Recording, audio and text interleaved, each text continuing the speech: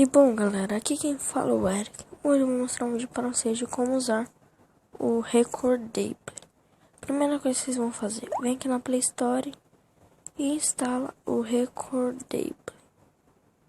Entenderam? Aí quando vocês instalarem o Recordable, vocês vão lá no Recordable, porque esse Recordable funciona para gravar seus aplicativos. E depois, galera, vocês vão lá no Recordable e fazem alguns ajustes nele.